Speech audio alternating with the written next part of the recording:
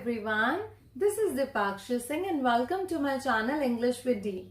In this lesson, we are going to learn about the correct usage of has to or have to. So without wasting any more time, let's get started. Has to और have to का use हम तब करते हैं जब हमारे किसी sentence में किसी बाध्यता, किसी अनिवार्यता या फिर किसी नेसेसिटी का होना यानी कि किसी जरूरत का होना समझ आता है. फॉर एग्जाम्पल अगर मैं कहूं मुझे सुबह 5 बजे उठना पड़ता है. आप सबको पता है 5 बजे उठना कोई भी नहीं चाहता, लेकिन मुझे सुबह 5 बजे उठना पड़ता है कहीं ना कहीं इस सेंटेंस में मेरी जरूरत का शो होना दिख रहा है, समझ आ रहा है. तो इस सेंटेंस में मैं यूज करूंगी हैज टू या फिर हैव टू का. तो मैं इस सेंटेंस को ऐसे इंग्लिश में कन्वर्ट करूंगी. I have to get up at 5 AM in the morning. तुम्हें सुबह 5 बजे उठना पड़ता है. You have to get up at 5 AM in the morning. उसे सुबह 5 बजे उठना पड़ता है. He has to get up at 5 AM in the morning. हम has to और have to का यूज कब कब करते हैं, चलिए समझते हैं.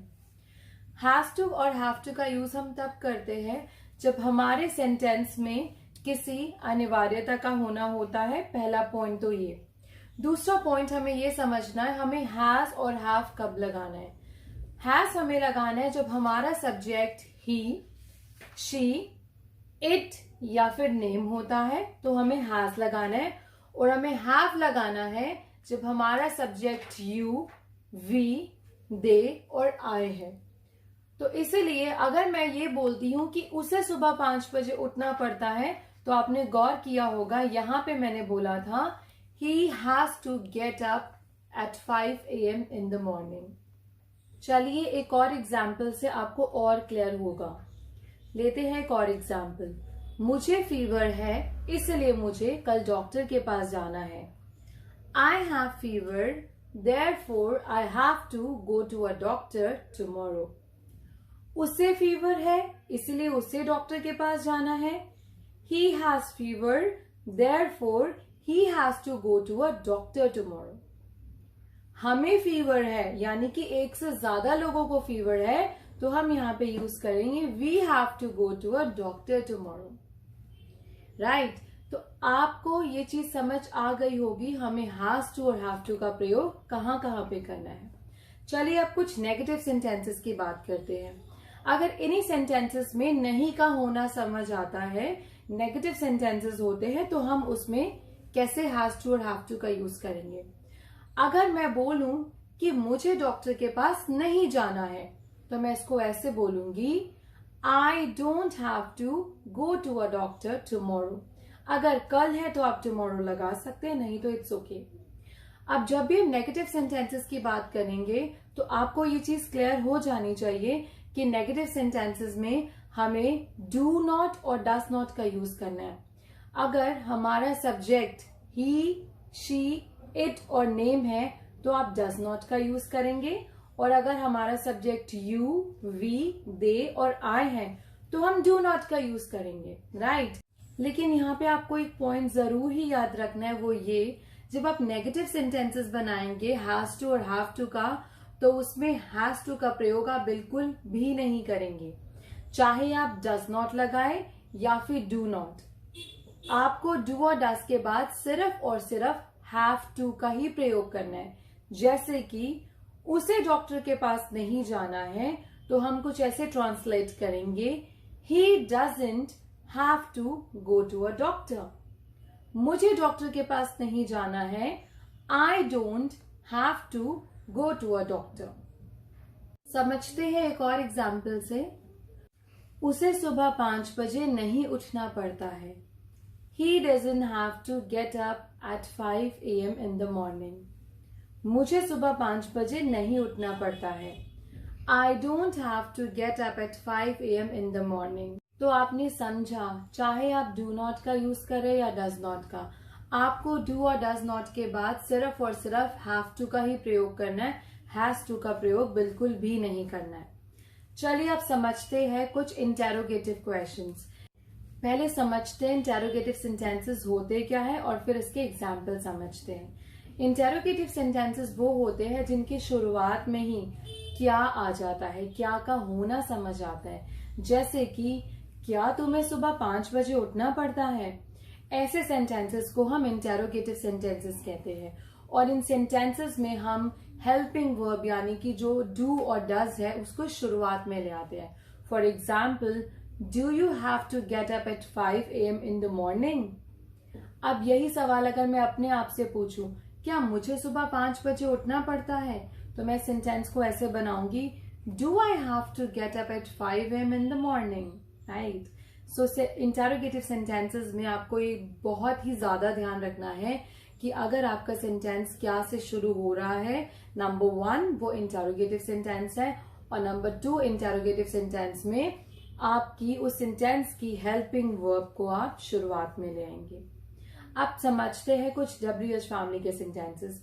WH फैमिली के सेंटेंसेस यानी कि व्हाट, व्हाई, वेयर, whom, वो वर्ड्स, वो 9 वर्ड्स जो WH से स्टार्ट होते हैं, ये भी क्वेश्चन के फॉर्म में ही पूछे जाते हैं।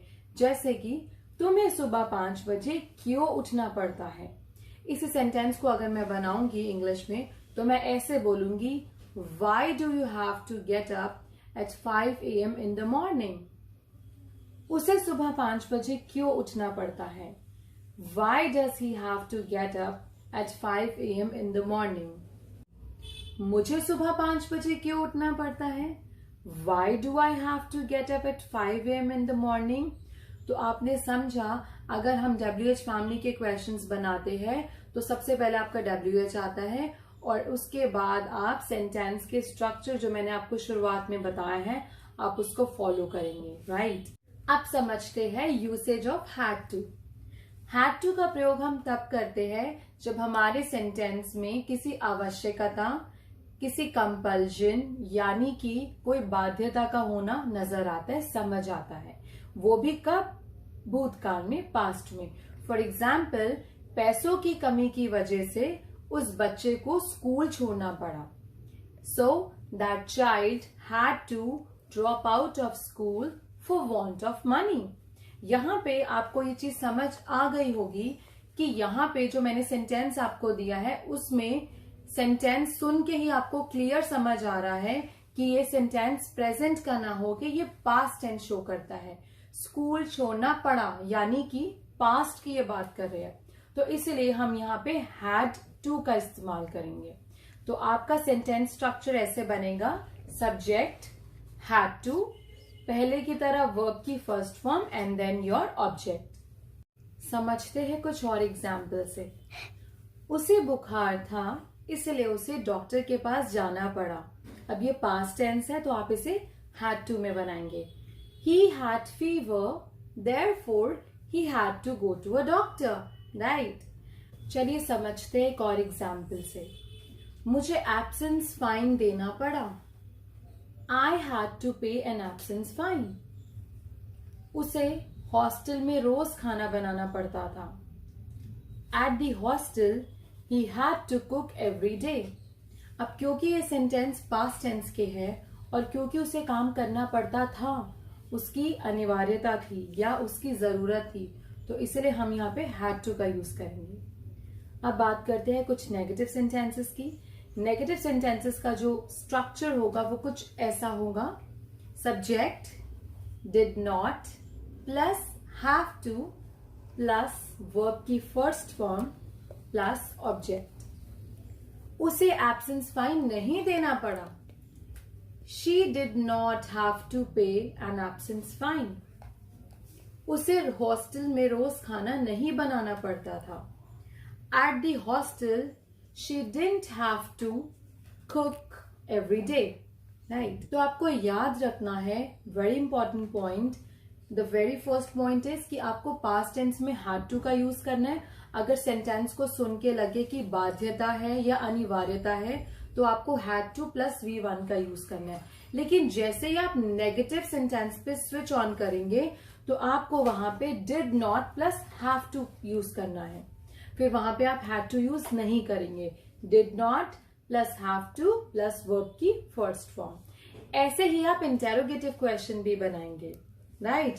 आप डिड को स्टार्टिंग में ले आएंगे, जैसे कि क्या उसे एब्सेंस फाइन देना पड़ा, तो आप कैसे बोलेंगे? आप ऐसे बोलेंगे, did she have to pay an absence fine? No, उसे एब्सेंस फाइन नहीं देना पड़ा. She didn't have to pay an absence fine. अब बात करते हैं गाइस कुछ WH फैमिली के सेंटेंसेस की. फॉर एग्जाम्पल, उसे एब्सेंस फाइन क्यों देना पड़ा? तो क्यों के लिए आपको पता है वाई यूज करेंगे, और वही स्ट्रक्चर जो मैंने अभी अभी आपको बताया है. Why did she have to pay an absence fine, right. उसे एब्सेंस फाइन कब देना पड़ा? When did she have to pay an absence fine? With this, I'm going to wrap up my session here only. If you like the video, so please do subscribe to my channel.